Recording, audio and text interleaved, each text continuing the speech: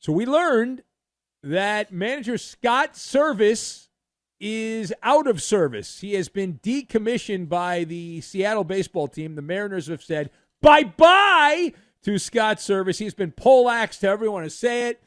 He's out now. Dan Wilson, very generic name, but if you're an old school baseball fan, you know who that is. He was a longtime catcher for the M's back in some of the glory days, if you can say that, for a team that hasn't won a championship. But back when the Mariners were consistently a playoff team, he was part of some of those clubs. And he has been a figurehead in the minor league system, a coordinator, which is a nice way of saying it's a no-show job. You get paid a lot of money not to do much. So he's going to be the interim manager. I heard that Edgar Martinez is going to join the coaching staff. I heard as the hitting coach. I'm not sure if that's confirmed or not. Anyway, doesn't matter. The company line is the removal of Scott Servais. We just needed a new voice in the clubhouse. So let us discuss. The question, did Scott Servais get a raw deal from the Mariners? All right, so I've got Aztec, Mike Rowe, and Midas Touch. We'll combine all these things together, and we will rush to a conclusion, is what we're going to do. Now, number one. I'm shaking my head. No, you can't see me. If you can see me, you're a stalker. This is rather simple. It is a pass-fail test. And Scott Servais is in the fail category. The Mariners went from high-fiving, strutting around like a peacock, and then all of a sudden, right, they fell apart in the blink of an eye. And Scott Servais has become the first manager in the history of baseball, which goes back to the 1800s. Goes back to the 1800s. He's the first incompetent manager ever to have a 10-plus game lead in a division or league, because prior to 1969 there were no divisions, and then be fired before the end of the season. It had never happened before. This is uncharted territory for the Tridents manager, but the Seattle baseball team had a 10-plus game lead on June 18th, and they've let it all go away. But this is what you're supposed to do, right? Scott Servais is getting the Aztec treatment. Not the San Diego State Aztecs, the old school Aztecs, a human sacrifice.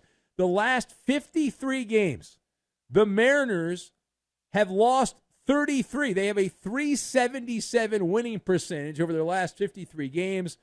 So you do not have to be a baseball savant to know that you play like that for a couple of weeks. That's okay. You play like that for almost 2 months, and you get excommunicated. And so that's what happened here. Now, we are told that Scott Servais learned of his dismissal in the morning hours. He did not learn it from the Mariners, though. He learned it from a breaking news alert on social media. So a couple hours before he had a meeting, he was called to the carpet for the incompetent GM of the Mariners, Jerry DiPoto. And so people are very upset. I saw some think pieces. I saw some poetic posting about Scott Servais. It's not fair. It's not right. And while it is not ideal, it is a sign of the times. It's not unusual. Players get traded and find out they got traded. And I would even say, as I relate to the story, welcome to the club.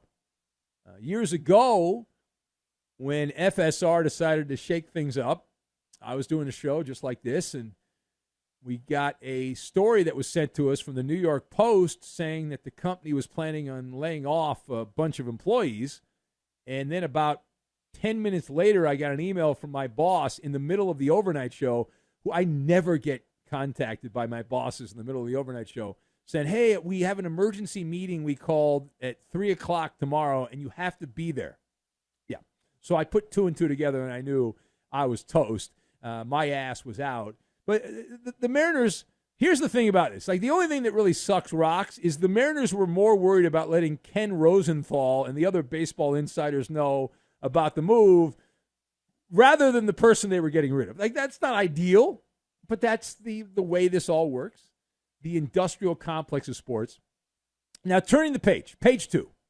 we head to Anaheim. We'll stay in the American League West. The last place Angels have agreed to a contract extension with the general manager, Perry Minasian. Now, he's going to stick around through 2026. The Angels are in last place. They're one of the most embarrassing franchises in all of baseball. So what did GM Perry Minasian do to earn an extension with the Halos? So I have a couple of thoughts on this. My first thought is he must work relatively cheaply. Like, he doesn't cost that much, and so, okay, we'll keep you around. Why not?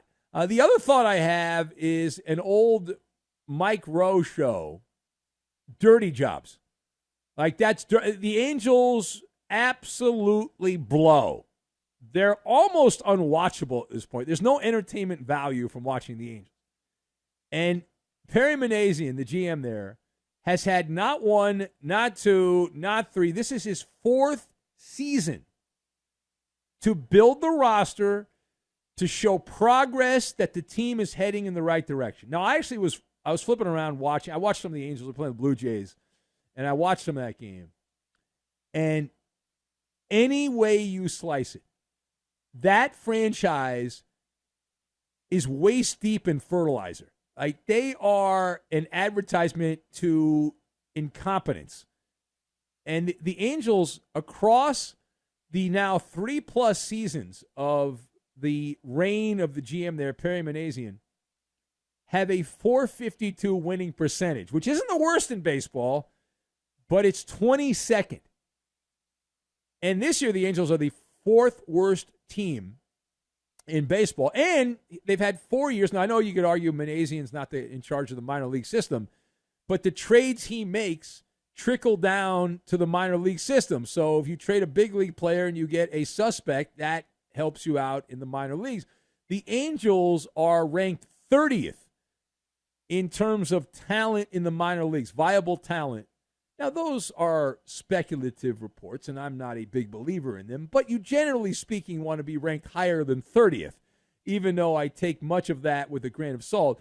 And it is a results-based business, but the guy works cheap, and nobody else really apparently wants the job, and so Perry Minasian continues on with an absolute dog food team in Anaheim. All right, final point. We now head to Baltimore post-mortem on the trade deadline. What did you make of the Orioles sending pitcher Trevor Rodgers down to the minor leagues? This was one of the players they acquired at the deadline. So it's not just Trevor Rodgers. What do I make of it? The front office of the Orioles, while you give them an A for effort, you give them an F for execution. They are guilty of trade deadline malfeasance. You talk about the double whammy.